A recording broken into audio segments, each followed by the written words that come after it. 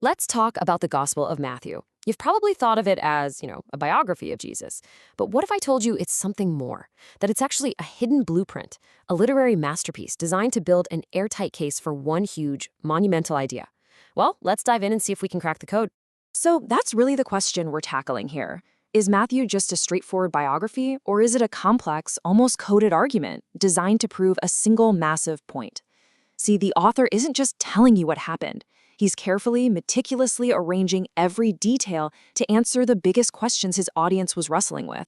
Now, to really get what Matthew's doing, we have to put ourselves in the shoes of his original audience.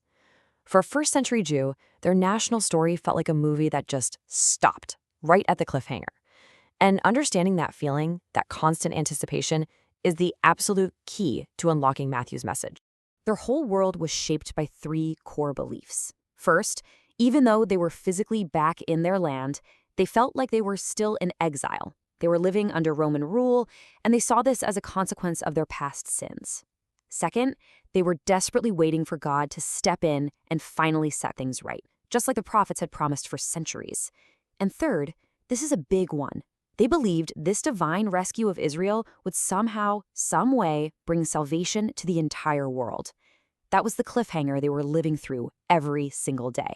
Okay, so here's our first major clue in Matthew's blueprint. When you actually look at how the book is put together, you find something totally unique, something none of the other gospel writers do. He uses a deliberate five-part structure.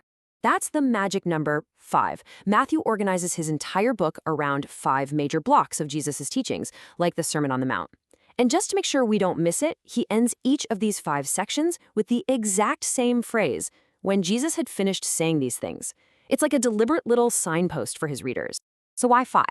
Well, for any Jewish reader, that number would have been a giant flashing neon sign. It would immediately make them think of the 5 books of Moses, the Torah, the absolute foundation of their faith. Matthew's structure is this powerful unspoken claim. He's saying, pay attention. Jesus is a new Moses, delivering a new authoritative teaching for God's people.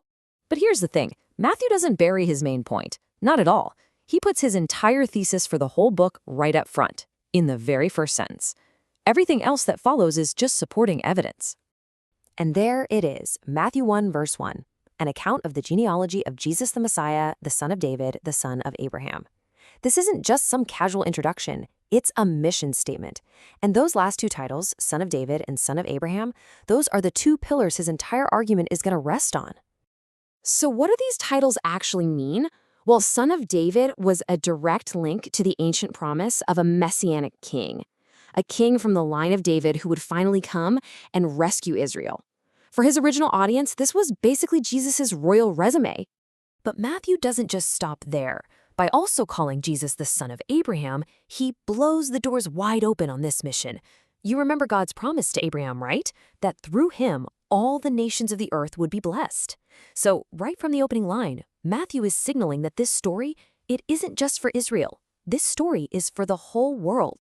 So, with his thesis laid out, Matthew spends the rest of the book providing the proof. And he does this by masterfully weaving events from Jesus' life together with ancient prophecies, showing time and time again that Jesus is the fulfillment of Israel's entire story. Let me show you a really famous example. Just listen to this prophecy from the book of Isaiah, written hundreds of years before Jesus was even born.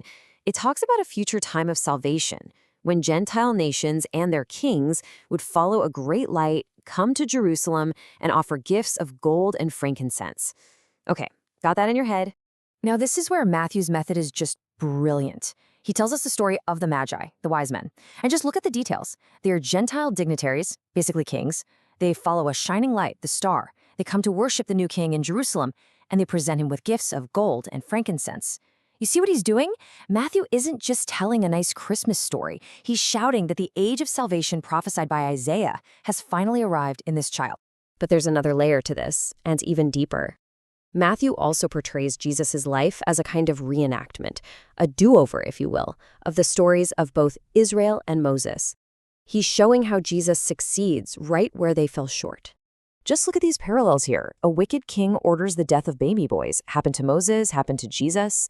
Jesus' family flees to Egypt and then comes back out, which is a perfect echo of the nation of Israel. Matthew even quotes a prophecy about Israel and applies it directly to Jesus. Out of Egypt I called my son. And think about this. While Israel was tested in the wilderness for 40 times years and failed, Jesus is tested for 40 days and succeeds. Matthew is building this systematic case that Jesus is the true Israel, the faithful son who finally gets it right. So when you start putting all these pieces together, the 5-part structure, that thesis in verse 1, the fulfillment of all these prophecies, and the retelling of Israel's story, a really clear picture starts to emerge. Matthew's ultimate goal is to show how this story, which began with Israel, was always destined to break beyond its borders. And this is the grand finale. The whole book builds to this moment, Jesus' final command, what we call the Great Commission. He doesn't tell them to go back and focus on Israel. No, he says, go and make disciples of all the nations. This is the ultimate fulfillment of that son of Abraham title from the very first verse. The rescue that started with Israel has now become salvation for the entire world. So, the next time you open the Gospel of Matthew, remember the blueprint. You're not just reading a collection of stories, you are reading a meticulously crafted argument, a literary masterpiece designed to prove that in Jesus, the old story found its ending, and a new story for the whole world began. Which leaves us with a final question. How does seeing the blueprint change the way you read the story?